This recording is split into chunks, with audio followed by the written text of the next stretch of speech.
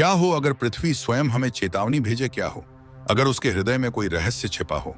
साल 2025 दुनिया के वैज्ञानिक पृथ्वी के आंतरिक कोर पर शोध कर रहे थे, लेकिन इस साल की खोज उनकी कल्पना से परे थी। डॉ आर्या पटेल स्क्रीन पर डेटा देख रही थी। उनका दिल तेजी से धड़क रहा था। यह सिर्फ मंदी नहीं है, कोर जैसे जीवित हो, उन्होंने डॉ मार्कस लियू से कहा। आंतरिक कोर वर्षों से धीमा हो रहा था, लेकिन नई भूकंपीय तरंगों से पता चला कि यह केवल धीमा नहीं हो रहा, बल्कि बदल भी रहा था। पृथ्वी के केंद्र का लौह निकेल गोला विकृत हो रहा था। आर्या और मार्कस ने विश्व नेताओं को बताया, हम हमेशा मानते थे कि कोर ठोस है, लेकिन यह गतिशील है। इसका आकार और गति पृथ्वी के घूर्णन और चुंबकीय क्षेत्र को प्रभावित कर रहे हैं।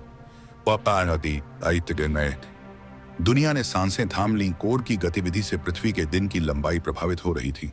जीपीएस में गड़बड़ियां आईं, उपग्रह अपनी कक्षाओं में विचलित होने लगे। वैज्ञानिकों ने अनुमान लगाया कि वैश्विक समय गणना बदल सकती है। फिर असामान्य घटनाएं हुई, कंपास दिशा भटकने लगे, भूमिगत कंपन महसूस हुए और विद्युत चुंबकीय तरंगों के विस्फोट संचार नेटवर्क बाधित करने लगे।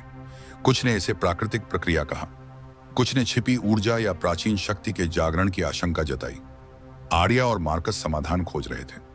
तभी प्रयोगशाला में कंपन हुआ, स्क्रीन झिलमिलाने लगी और फिर पृथ्वी के कोर से एक स्पंदन पूरी दुनिया में गूंज उठा। पृथ्वी ने संदेश भेजा और मानवता सुन रही थी। लेकिन यह चेतावनी थी या किसी बड़े रहस्य की पुकार?